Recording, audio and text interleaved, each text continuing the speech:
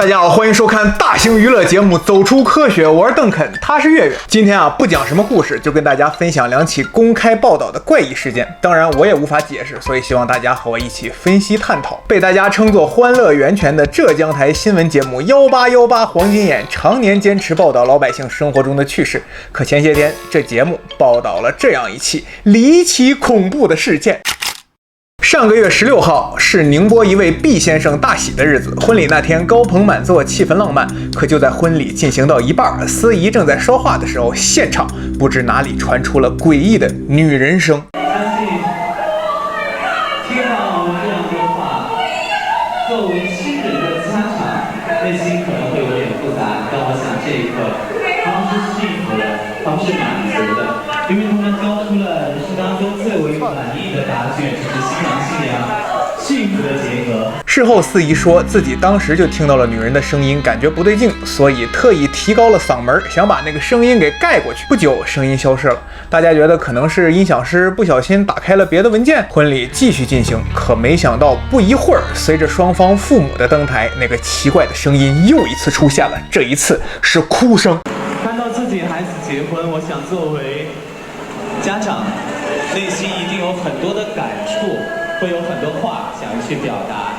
那么，让我们掌声有请新郎的妈妈作为家长代表，为我们讲上几句谢谢的话。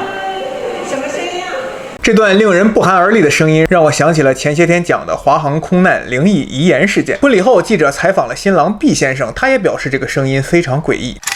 听到这个声音，大家第一时间想到的肯定是串频。事后，酒店方第一时间给出的解释是，婚礼举办的3号厅话筒比较高级，覆盖范围更广，可能是接收了其他2个厅发出的音频。这个解释听起来有道理，可根据记者调查得知，5月16号毕先生婚礼举行时，旁边的1号厅、2号厅都没有人在使用音频。之后，毕先生对酒店方提出索赔，酒店方立刻推翻了原来串频的说法。这一次，他们指责说责任在婚庆机构。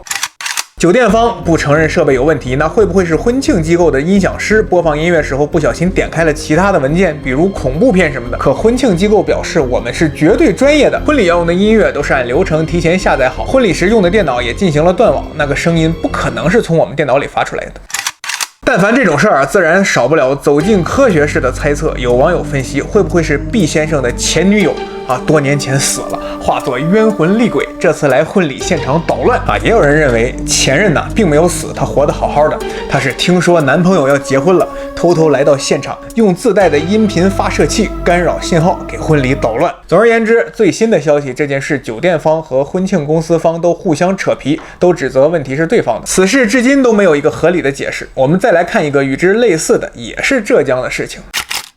一位在杭州打工的赵先生，他的父亲于19年8月25日在老家不幸去世。可从父亲去世那天起，每天早上6点，赵先生都会接到一个来自阿拉伯联合酋长国的陌生号码打来的电话，电话里传出来的是父亲的声音，父亲喊着他的小名。赵先生说，这4天的内容都各有不同，不像是恶作剧录音的。我们来听一下原声。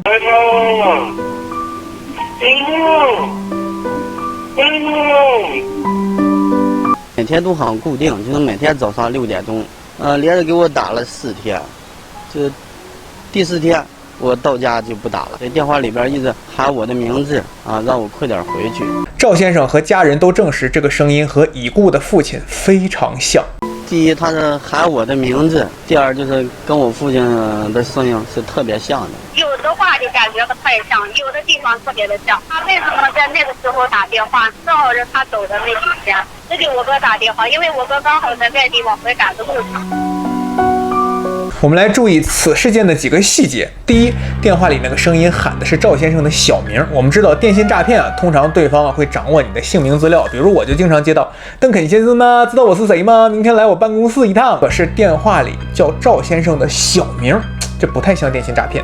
如果说是人为的话，一定是和赵家人非常熟悉的人做的。第二，赵先生和家人都说这个声音和已故的父亲非常像，如果是电话诈骗的话，没必要玩这种恶作剧吧。第三，外国来电每天6点准时拨打，外国号码当然有可能是国内的网络电话假扮的，可每天早上6点准时打来，这是为什么？我们之前讲过北京2013年午夜鬼来电事件，时间也没有这么精确吧。第四，也是最可怕的，赵先生父亲去世后的前4天，他还没有赶回老家。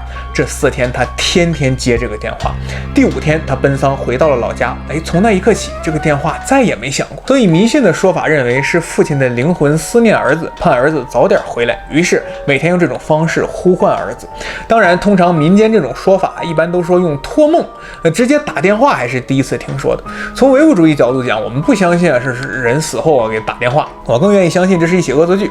可我们刚才说了，如果恶作剧，它得满足以下几个条件：一，肯定是赵先生的熟人，知道他的电话号码，知道他父亲刚刚去世，知道他的小名；二，这人有技术能力用某种软件制作了赵先生父亲生前的声音，或者干脆找一个和赵先生父亲声音很像的人；三，此人会熟练使用网络电话，就像那些搞电信诈骗的人一样。满足这3个条件才能做到这个恶作剧。可动机呢？我实在想不出人有什么动机这么做，不知道大家怎么看？以上就是今天和大家分析的2起公开报道的怪异事件。这时候肯定有人说了，你这讲了半天等于啥也没讲，也没个结果，没个下文。废话，我要是知道结果，我能不讲吗？这就是无头悬案，所以拿出来和大家一起探讨分析。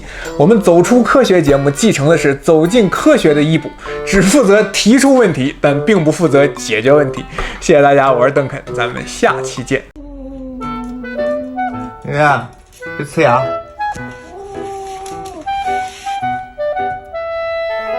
圆圆，圆圆生气了。圆圆，圆圆，圆圆，这你妹妹。